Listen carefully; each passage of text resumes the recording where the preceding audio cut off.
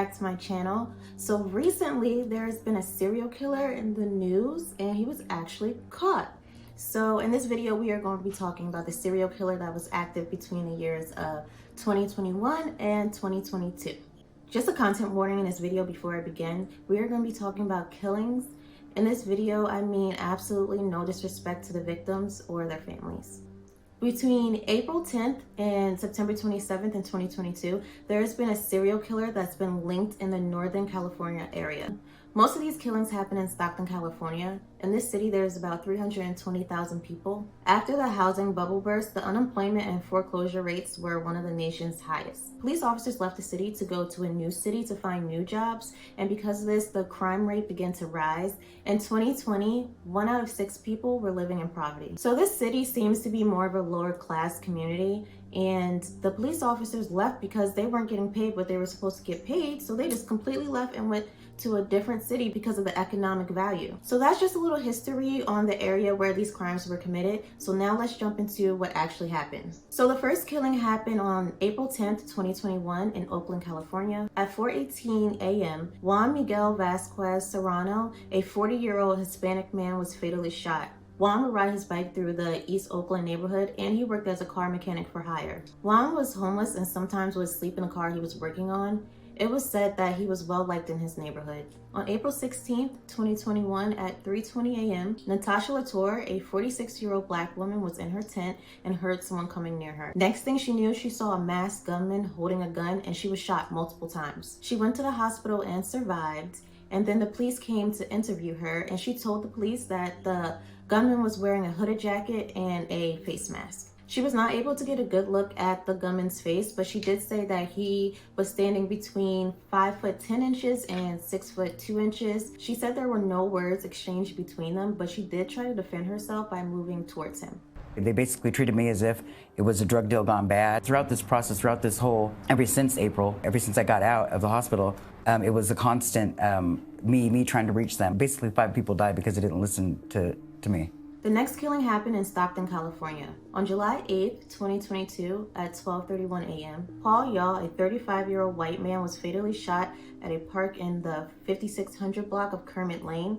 Paul was a brother, a cousin, a nephew, and a father. On August 11th, 2022 at 9:49 p.m., Salvador Debude Jr., a 43-year-old Hispanic man, was fatally shot in the parking lot of a Popeyes restaurant. This was about 5 minutes away from Paul's shooting. On August 30th, 2022 at 6:41 p.m., Jonathan Hernandez Rodriguez, a 21-year-old Hispanic man, was fatally shot while sitting in his car at the apartment complex where he lived. On September 21st, 2022 at 4:21 a.m., Juan Cruz, a 52-year-old Hispanic man, was fatally shot. On September 27th, 2022 at 1:53 a.m., Lawrence Lopez Sr., a 54-year-old Hispanic man, was the last fatally shot victim. He was found on a sidewalk. The police say that several of these victims were homeless at the time. The community was wondering if there was just someone targeting the homeless people, or were these shootings racially motivated? They were frantic and they just wanted to know what was going on. They wanted answers. After the ballistics came back, the police realized that these were connected and they possibly had a serial killer on their hands. Police were searching for a man that was possibly between the height of 5'10" and 6'2" and was wearing all black. On October 4th, 2022, the police released a video of a person of interest that was near at least one of the murder scenes. This video was short and grainy, but this is all the police had at the time. This individual made sure to cover his head, and you could also tell in the video that he had a distinctive walk. They had a $125,000 reward for anyone that could lead them to the arrest of the suspect. The individual that was in the video, they weren't sure if this was a suspect or a witness, but they had seen this individual at more than one crime scene. Police received tips of a man named Wesley Brownlee. Wesley Brownlee is a 43-year-old black male who was from Stockton, California. He was an interstate truck driver and had just moved to Stockton that summer. He was originally from Oakland, California, and he was one of 6 children, and he had a criminal history that dated back decades. In May of 1994, at the young age of 14, Wesley and 2 other people were accused of sexually assaulting a 14-year-old girl. Wesley said that he didn't commit the crime, and it was actually his friends who committed the crime, and he wasn't involved. Later that year, he was arrested for selling stuff to an undercover officer, and because of this, he was put on house arrest. A year after this, in October of 1995, Wesley's brother was shot and killed in their hometown of Oakland, California. Wesley's mother said that after this, he completely changed. He had become very distressed over his death and was continuously depressed. Wesley's mother said that Wesley wasn't the smartest person. He had a learning disability and he was mentally slow. In school, he had low grades, poor attendance, and he dropped out of high school. At the age of 18, he was arrested again for having a large amount of stuff, and he served 2 years in prison for this. 7 years later, he was arrested again for selling the same thing, actually on the street where his brother was killed. He did serve some jail time for this, and afterwards he was on probation for 3 years. With the tips and all the information learned, the police decided to surveil Wesley. They saw him driving around, and he even went to a local park and started stalking unsuspected victims. The police chief, Stanley McFadden, said his patterns were consistent with some of the patterns that we had seen. Around parks, around dark places, stopping, looking around, moving again. After surveilling him, the police arrested him on October 15th at 2 a.m. The police said he was out searching for another victim. The police said, as officers made contact with him, he was wearing dark clothing and a mask around his neck. He was also armed with a firearm when he was taken into custody. We are sure we stopped another killing. And determined early this morning he was on a mission to kill. He was out hunting. We are sure we stopped another killing.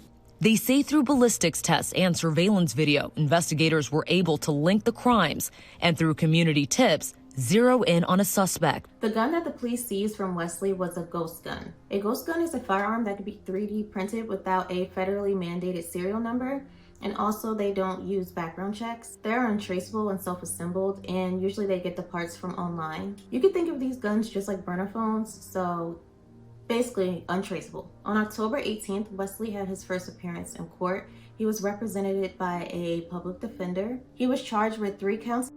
1 count of being a felon in possession of a firearm, and 1 count of possession of ammunition. In addition to having the gun connecting him to the killings, they also had his cell phone data that put him at the location of the 3 different killings. The district attorney, Tori Salazar, said her office is still processing evidence for the other 3 killings, and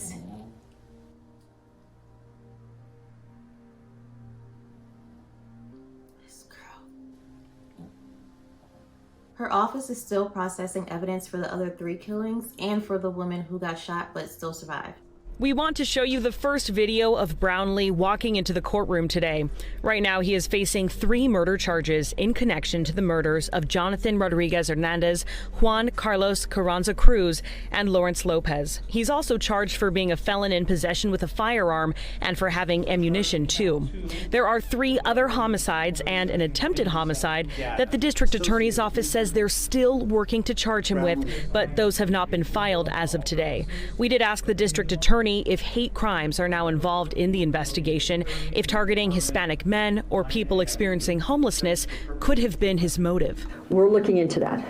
That's still part of the ongoing investigation, and that there is a potential there could be additional charges in that arena as well. So we're developing that evidence. Wesley is being held without bail. At this hearing, Wesley appeared stone-faced as the judge read out the charges against him. The minimum he could face is life in prison, and the maximum he can face is the death penalty. We still don't know why he committed these crimes. The police chief said that they made this arrest thanks to the community's tips and all the hard work from the police department. So that's all I have for this case. That's all the information we know so far. This case is still ongoing. But thank you guys for watching. Please don't forget to like, comment, and subscribe, and I'll see you